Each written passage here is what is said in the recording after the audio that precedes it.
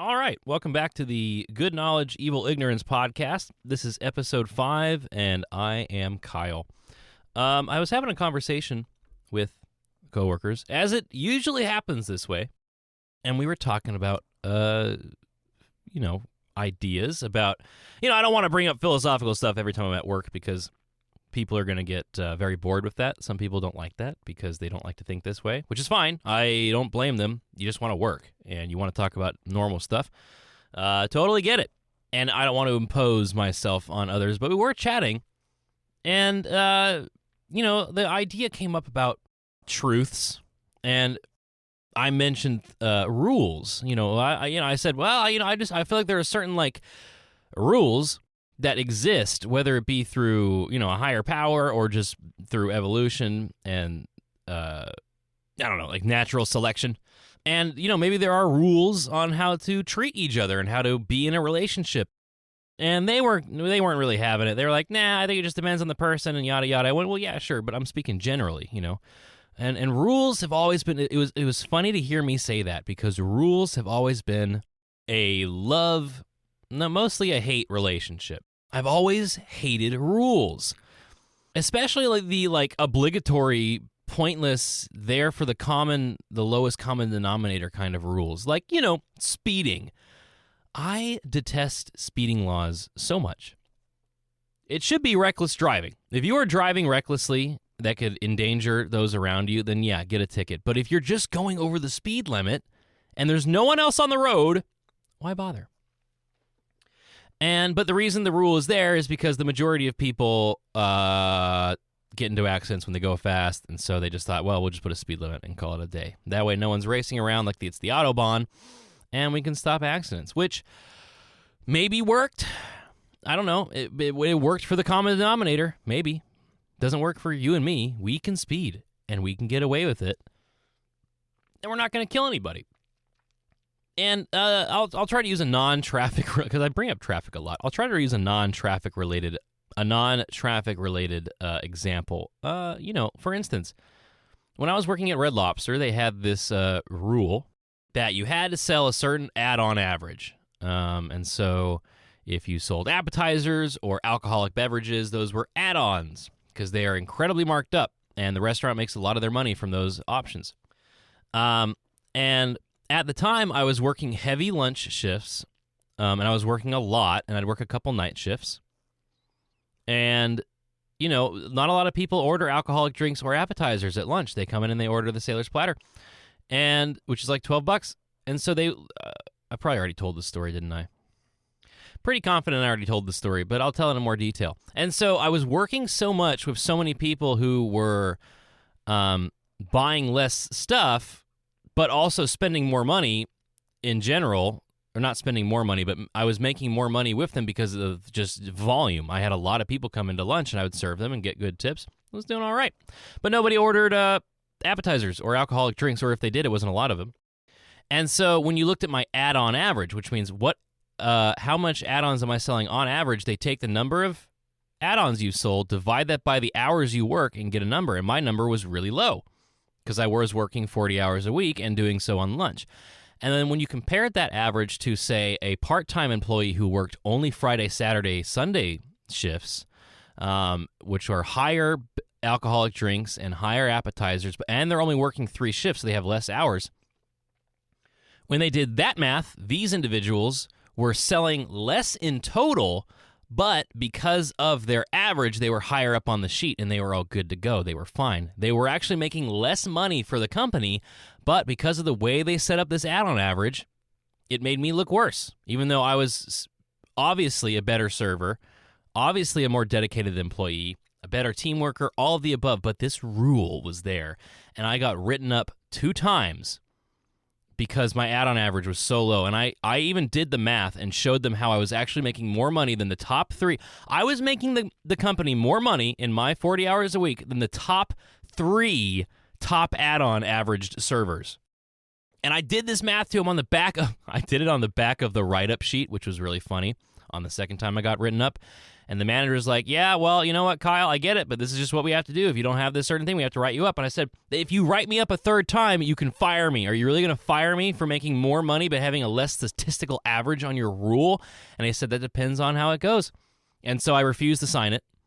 And I was like, no, I'm not going to sign this. And you can do whatever you want, whatever. And nothing happened. I still continued to work there. And it was such an annoying rule because it is such a corporate thing that is brought down to you because they think numbers equal whatever, and some smart person thought it would be a good idea to increase add-on averages by making it a number thing and getting servers more interested in selling add-ons, which it didn't work because no one is going to go to the table and start being a salesman. The people know what they want to eat. You can hint at something and say, oh yeah, the buffalo shrimp is great, or oh yeah, the Bahama Mama is a great frozen drink, but you're not going to say, oh, and if you, our special is this and that. You just want to sit down and eat. The majority of people just want to sit down and eat. And so rules have always bugged me because I always thought I was above them and that I could supersede them. I was smart enough to maneuver around the rules. And you know what? I was right. A lot of the time, I can operate without rules because, I want to make money. I care about the company I work for. I genuinely do. I don't want to make the company look bad because they're hiring me in the first place. They're allowing me to make money through them. And I care about my coworkers, and I care about making my managers happy. I like to think of myself as a good person with a good work ethic, and therefore I don't need rules to push me in certain directions because I am not the lowest common denominator. And yet, oh, and by the way, and this trope is in tons of stories and movies and songs and TV shows, this idea of operating outside of the rules if you know what you're doing. And I don't actually want to say common because I've told this story to a few of my friends and they've never heard it said this way. So I'll just tell it to you. I think one of the best examples of being able to supersede a rule, as long as you know what you're doing, essentially, you are following the spirit of the law rather than the letter of the rule. You understand why the rule is there, and you are able to maneuver within it without breaking the spirit. And so there is a story about Jesus.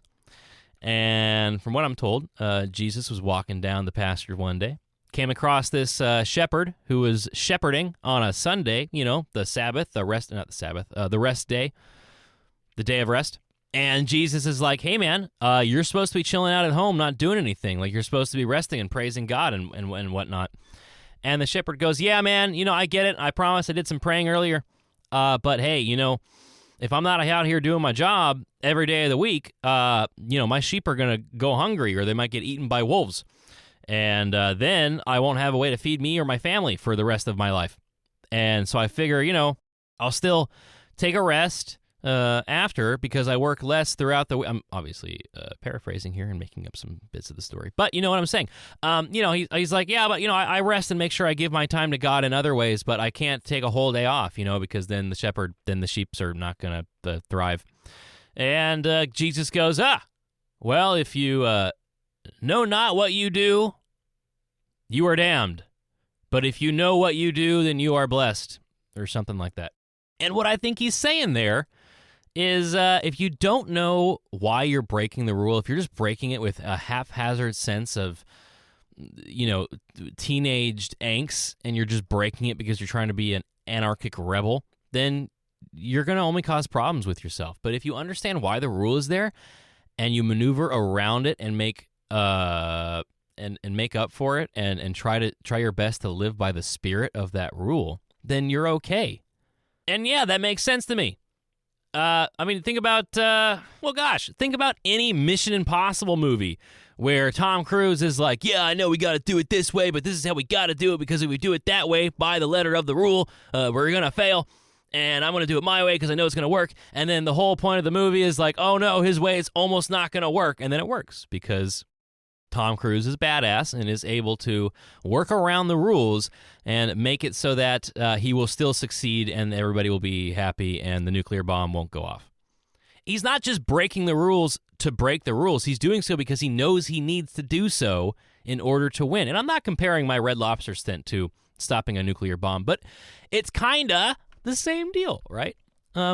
You understand that you need to make more. I understood that I needed to make money for the company, and I did so by showing up a lot, by being a great server, and by getting a lot of sales in, regardless of what those sales looked like. This is the thing, I still sold more appetizers and alcohol than the other three combined, but because I work so much, and their stupid rule made it look like this, it looked like I was making the company less money, and that I wasn't trying, and it was wrong. Darn it. I'm still sore about that. That was like 5 years ago, 4 or 5 years ago. Ugh. And to this day, when I was working at a place called Pier House, they had a no cell phone rule, and boy, does that irritate me. How freaking much of a kid do I look like? Do you think you can look at me and tell a 25-year-old man that I cannot be on my cell phone when we're not doing anything? What kind of weird, twisted thing are you pulling on me? And you get it, though, right? Because you have a bunch of kids who don't care about where they work, who have no work ethic, and who show up to work and just and they sit on their cell phone and doom scroll Facebook and Twitter for the rest of their lives. They're not paying attention to the job that needs done. They're not paying attention to the customers. They're getting caught on their phone all the time by customers and management, and so you go, of course they make this rule because they just can't keep up with each individual. And because we all live in everybody's equal society, they can't just say, well, you're not allowed to be on your phone, and they are, because for some reason that's wrong, which it's not. It makes perfect sense. If you can have your phone out, it's like a privilege, right? If you can have it out and still do your job, then you should be able to have it out. But if you can't and you won't, then you shouldn't, if that makes sense. And so, yeah, this was a constant battle with me and the manager, and I never gave up. I never stopped, even though I was technically I was their supervisor, so I was kind of supposed to make him look good. But hey, you know what?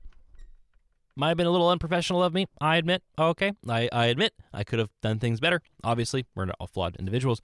I make mistakes, but a lot of the servers under me and a lot of the people respected me for that. And they showed me work ethic I said, hey, you know what? Yeah, I don't care if you guys are on your phone. Don't get caught. If it's not a problem, it won't be a problem, right? Don't get caught, but do your job. Make sure it's getting done, and then when they come around the corner and see you on your phone, they're going to have less ammunition to argue with you about. And when they do, just agree and put it away. And they did. They respected that I wasn't pushing them to be off their phone, and in return, they worked maybe a little bit harder, or they were paying a little bit more attention, or they just didn't let the phone get in the way in the first place. And, of course, when you treat people like adults, they act like adults. And I remember being told by a manager at one point in my life, I said, you're treating them like kids. And they said, Kyle, they are kids. I went, no, they're not. They're 20, 30, 35-year-old freaking adults. And you're treating them like children because you've given up on individual management style and you're just doing a blanket approach. And boy, that was a fun argument. But it's true. There's all these rules that are in place that make no sense. That are only there because we've gotten lazy. And we're making it like drugs.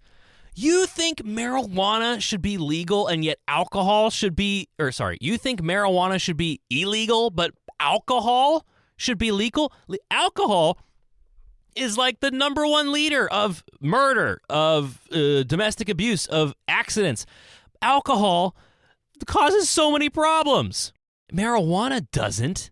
It makes you a little dumber, maybe. It stunts your growth if you start smoking too early. It has its problems, but not anywhere near tobacco and alcohol. I mean, and that it's just this blanket rule that we all just go along with because it's a rule and we got to do what we're told to do. And it's and try not to get frustrated here because I am a happy person, but you got to admit, right? This is all very irritating. And the reason I bring all this up for the past 15 minutes is because there are rules that we need to follow, right? But they're not the written ones that the government makes. They're not the annoying corporate rules that they've given up on. I'm talking about rules that are core to our existence, that regulate how the universe works and that how you and I interact with each other. You go, Kyle, what are you talking about? I'm like, in a daily interaction, what if there was a rule that was written that said something like, be kind? That said something like, no matter what's going on, be kind to everybody, and you'll notice that you're going to get some kindness back. And it's not like a law, but it's this unwritten rule. In fact, I feel like it was actually written down at some point. There was this guy who climbed on top of a mountain with this like stone tablet with some rules etched into him. Let's think about this. What was one of those rules that makes sense that we can all follow in our everyday life? Oh, I know. Thou shalt not kill. You probably shouldn't murder someone. And not probably shouldn't. You should not murder someone. That's something we can all agree on. We can all raise our hand up and say, hey, I agree. That's a rule we should all follow. Why? Why should we follow? Why shouldn't we kill each other? Why not? If we're a bunch of cells that have been stacked up and created in order to make a human being with no free will and no meaning of life and no God or higher power, if everything's meaningless and nothing matters, then why not kill each other? It makes life easier in some ways, right? But yet it doesn't. It doesn't, because even if everything I just said was true, even if there was no purpose or meaning or no God, you can't just go around and kill everybody because, who's going to serve you Taco Bell? Who's going to do all the jobs that you need to survive? Who's going to plumb? Who's going to get the water going? Who's going to take the trash out? You can't just kill everybody, even though it might make your day a little better because you don't have to deal with someone because you're a freaking psychopath. But hey, the whole civilization is going to crumble if you just start murdering people. So it's almost like you don't need a God to have these rules in place, which is fine. I think you can get to that point. But you kind of, at the same time, it kind of collapses near the end. I don't think you really can. Because, fine, don't murder everybody, but do a little murdering on the side. Why not? Your neighbor pisses you off one day. Maybe they throw a rock through your window or they sleep with your spouse or whatever, and you go, I'm going to go take them out. I'm not going to kill everybody, but I'm going to kill this one person. Hey, one less person to deal with. And you think, why should I not do that? Well, because it's wrong. Why is it wrong? Gosh. Because, it's not your job to make that judgment. Life is important, right? I feel like human life is inherently valuable, and I'm sure we'll get to that point, that argument, that statement at some point on why life is inherently valuable. Let's just take it as a certainty. Let's take it as a rule. And we'll say that, you can't just go around murdering people. Maybe he didn't. Maybe your spouse didn't cheat on you with him, and this has just been a rumor or a story or something you saw that was wrong. And now you're going to go take someone's life because of it. Now let's take it to the massive extreme. When can you break this rule? I don't know. Seems like never. Now, killing someone in self-defense is not the same.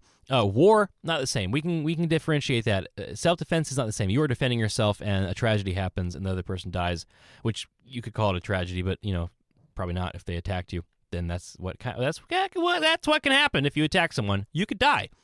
But I'm talking about just straight up murder, and let's take it to the extreme. Let's try to make a steel man out of how you should murder someone.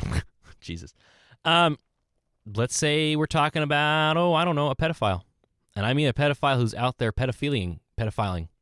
Wouldn't it be nice to just take them out and have them be one less parasite, one less evil human being in the world? I don't know. Because you'd have to have proof. You'd have to know about their doings. And even then, it's not up to you. We have to try them, put them in front of a court of public opinion, show the proof, and then let that person rot and get tortured in prison for the rest of their lives. Murder might just be too good for them, considering the evil that they're taking a part of. And maybe let's tone it down a little bit. Let's think about one of the other things that were written on that rock. Let's see. Thou shalt not murder. Thou shalt not. Oh, yeah. Well, let's just take an easy one. Thou shalt not steal. Hey, that's a pretty good one. Why not, Kyle? Why shouldn't you be able to steal? Why not steal a Snickers bar from Walmart? They're a big, massive corporation. They can handle the dollar that they're going to lose off of that. Why not do it? And my answer would be, okay, yeah, you steal a Snickers bar. Then what? You've justified that. Okay, what's next? You've made a space in your soul and where stealing is okay. Now you've opened that door to where, okay, well, I'm going to go ahead and put an arbitrary number and say that $1 is okay to steal from a company. They can handle it. Okay, well, let's take that to a logical, let's make a little bit of a semantical argument. And by the way, semantics means meaning. So when someone says we're just arguing semantics here, yeah, you're right. We are. And that's why it's important. Let's say you steal $1. What happens if everyone does that. This is kind of a neat, I don't remember where I learned this, but this is kind of a neat way of testing out whether or not something is moral or not. If it's okay for you to steal a Snickers bar, then why not literally everybody, as they're walking out of the Walmart cash register lane place, grabs a Snickers and puts it in their pocket and walks out? Well, you know what's going to happen? They're going to stop putting Snickers bars there, and they're going to start putting it behind like a counter where you have to ask the cashier to get it. Now, no big deal, right? Because then you just can't steal Snickers. But it's obviously wrong, because if everybody just if everybody just started stealing Snickers, then the company would change it. Why would the company change it? Because they're losing money. Why is the company losing money? Because they're paying to put the Snickers bar out there, and you have to pay for it. You don't just get to take things for free. You're not entitled, we are not entitled to things just because the company is big. Imagine if it was a small store. Would you still steal a Snickers bar from it? But let's go back to what I said earlier about creating that space within your soul. By saying you're okay with stealing $1 of thing, you have made a line. You have drawn a line that is not just saying you should never do it. Now you've drawn that line, and now maybe a month goes by. You've stolen like 5 Snickers bars, and you think, well, I haven't gotten caught. I've gotten 5 free Snickers bars. Walmart has lost all of like, what, $5 maybe? So I'll do a bag of chips. I'll just put a bag of chips in my backpack, and that's $5. Who's going to care? I'll do a bag of chips. And then before you know it, you're stealing Legos from the pillow section. Yeah, true story. That's me right there. I used to be a kleptomaniac. I know, shocker, right? I think I already mentioned that. But I'm going to forget a lot of things I've mentioned before, just so you know. But I'll touch on it again just to make sure. But yeah, I was one of those people. I went from stealing a bag of gummy worms to stealing $100+ Legos and bottles of alcohol from Walmart.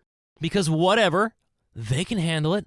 They can deal with it. They're a big company. Just little old me stealing something is not going to make a difference. But it started out with a Snickers bar. No joke. Or a bag of gummy worms. No, it was Snickers. That was back when trolley gummy worms were actually good. They're not good anymore. Or maybe they're just distasteful to me because I've stolen them so many times. I don't know. But Kyle, that just depends on the individual. You know, some people can steal things. It's like, no, why? Who gets to decide who that person is? You, right? You would decide if it's okay if you can steal something, but you don't get to do that because there are rules out there. There is something going on that shows that process is not a good one to engage in because it's theft. You are taking something that you did not produce or make, and you're just taking it for yourself out of the hands of someone who did produce and make that and or pay for it to be there so that you could buy it and eat it and feel happy about yourself. There's also this thing that happens. You get depressed when you start stealing things. You start becoming a worse person. I stole a lot more things than products. I'll tell you that, and maybe I'll get into that later on, or maybe I already have. Again, I don't remember. I'm a month and a half sober from weed, and I'm still got a little bit of that foggy weed brain, but that's okay. I'm sure it'll get better. Maybe I should start writing down things I say on these podcasts. Whatever. Yeah, it's just not good. What's another one that's, I don't know. Thou shalt not make idols. I love that one. I didn't really understand that one until a few years ago, or rather recently. Why should you not make idols of someone? Think about it. What happens to like almost any actor? Michael Jackson. Oh my gosh. Michael Jackson. Everybody freaking loves Michael Jackson. And then you learn some stuff about him. And now you have to kind of either throw it under the rug or, well, you just got to separate the art from the artist. It's like, yeah, what about, I don't know, Kevin Spacey? Is he ever going to be in a movie again? He's a great actor. Is he a great person? Probably not. Am I going to watch House of Cards again at some point? Yeah, probably. Am I going to feel a little uncomfortable about it? Probably. But, gosh, it's just, what do? You just start making, and I'm not saying I made an idol out of Kevin Spacey, but you start to say, luckily I never did, right? And you kind of can just go, well, you got to separate the art from the artist. Just because you like House of Cards does not mean you agree with boy touching. But, hey, imagine I did. Imagine I was like a Kevin Spacey fan. And I was like, everything he's been in is great. I've seen his interviews. He's such an awesome dude. Duh. And then he goes and, does what he did. And then you go, because, people aren't perfect. We make mistakes, and you should not make an idol out of someone because when you do that, you make them out to be perfect. And then now you sometimes have to defend the things that they have done that are not perfect. And you compromise yourself. I mean, think of any politician, whether it be Trump or Clinton or Biden. Biden.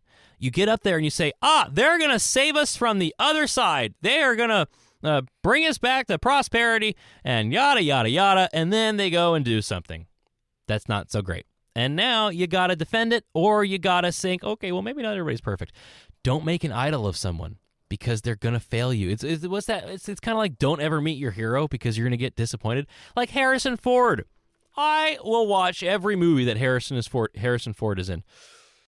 But I will never, ever want to meet him in person because I know there's something off about that guy. I've seen interviews. He seems like an asshole. I don't know. That's just my personal take. My parents, I love them.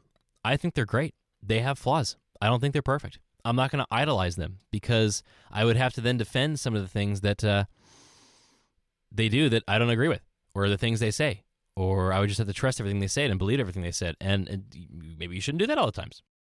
You know, Kyle, why are you bringing religion into this? I'm not. It's just an example. Come on. Can anybody really argue with the Ten Commandments? Can they? Let's see. You shall not bear false witness against your neighbor. I wonder why. Why would you ever not want to lie about your neighbor's doing? Well, maybe because then it seeds distrust in the community, and now no one can trust each other, and so now we all lock our doors all the time, and now we don't have each other's backs, and now when we hear a fire alarm going off, we just go, yeah, it'll be fine. Someone else will take care of it. And now when you see that bystander syndrome, where an old Asian lady is getting beaten to death, and you have three perfectly capable men around them with their phones out, just watching it. I've seen this video. Gosh, I wish I could. I mean, someone else will come along. There was a great line from Logan, the X-Men movie of Wolverine, and Professor whatever his face, and Logan and the little Tasmanian girl, are driving around, and they pass by this horse that got out of the thing, and Professor X is like, hey, we should help him out, and then Logan goes, it's fine, we're fine, we got other things to do, we have other things to worry about, someone else will come along. And Professor X says, we are somebody. And it's like, oh, that's cute. You know, you end up dying afterwards, spoiler alert, because of this. So does the entire family. So, right? Should they have kept going? If they had kept going, that entire family would still be alive. I'm off on the weeds right now. Maybe it was a bad example. Maybe it's something like you should always help out and take the consequences. I don't know. No, not in that case. In that case, Logan was right? They could have kept driving. Yeah. All right. Bad example. But maybe you should help out. Maybe by bearing false witness against your neighbors, you now tell everybody else that they can't trust you and that you are not a member of the community that they want to help out. And now you've isolated yourself from everybody. Or you've isolated your neighbor and they all believe you. And now they all think your neighbor is this terrible person. I mean, I might be taking this quote a little literally, but it is a rule. Don't lie. Don't tell someone that they did. Don't tell someone that someone else did something that they didn't do. Oh, gosh. Can you imagine doing that to someone? Have you? I'm trying to think. I really think that's one of the few things I haven't done. But yeah, there are obviously, and these are the rules. What's funny is I was talking earlier about rules that you can move around and operate within. These are rules that are written in stone, right? This is the whole point of the story. These are rules that are written in stone that you cannot break. Or if you do, you will suffer the consequences. Like thou shalt not commit adultery. Everybody gets caught. It comes back to bite you. And if you don't get caught, your relationship sours, because how can you look at your other in any way after you've committed something like that? You know, it happens. And, you know, when you cheat on someone within the bounds of marriage, what are you doing? I mean, what are you saying about the marriage? What are you saying about yourself? What are you saying about the spouse and this other person that you went and did something with? These rules are here for a reason. And it's not just some oppressive thing that culture has made because the patriarchy. It's not just something that is there that we made up.